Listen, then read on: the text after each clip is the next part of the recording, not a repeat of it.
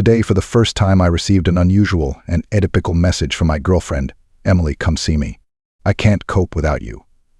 I can't find peace without you.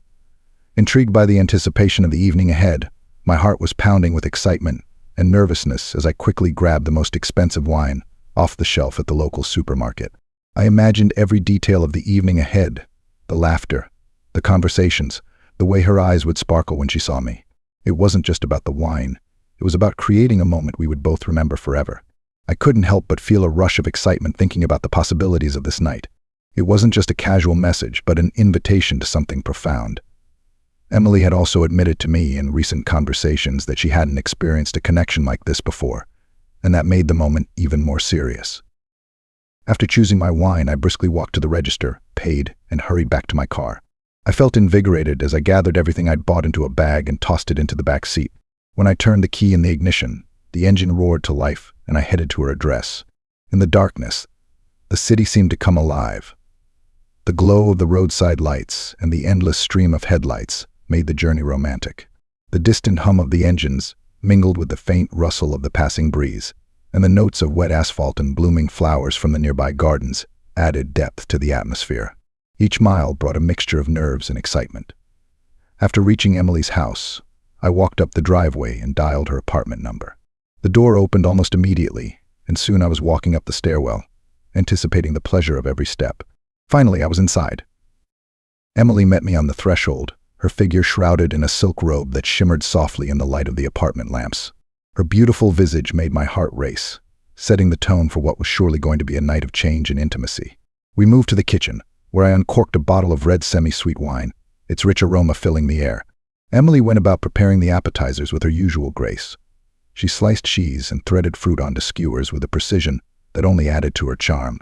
The atmosphere was warm and inviting, and our conversation flowed naturally.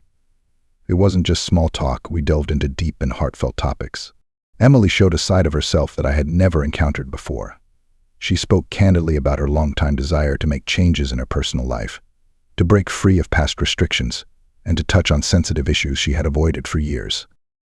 As the evening went on, the tension between us became more and more palpable.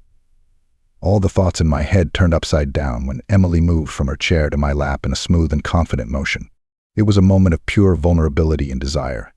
Without thinking, I set the glass on the table, gently lifted her into my arms, and carried her to the couch. Time seemed to stop as we connected in a way that words cannot describe. After a few moments, she let her robe fall open, her vulnerability matching the trust we had built. And exactly what I had dreamed of happened. It was glorious. I simply cannot put these emotions into words. It was at this point that the evening took an unexpected turn. I only noticed the second girl in the apartment when she entered the bedroom, her face partially illuminated by the dim light. My body froze in shock.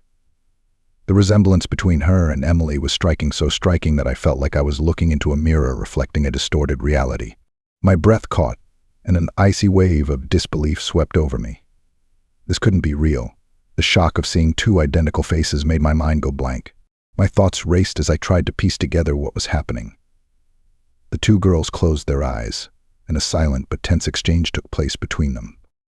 I tried to take advantage of the momentary distraction to gather my thoughts, but before I could do anything, a sharp and clear voice broke the silence like thunder cutting through the night.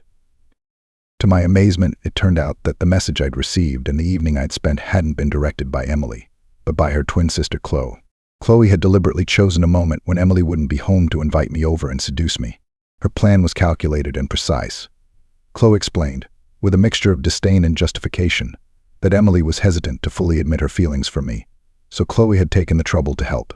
Her arguments were as bold as her actions and left me completely stunned. The breakup was inevitable. Emily was heartbroken when she found out, and Chloe's actions left no room for reconciliation.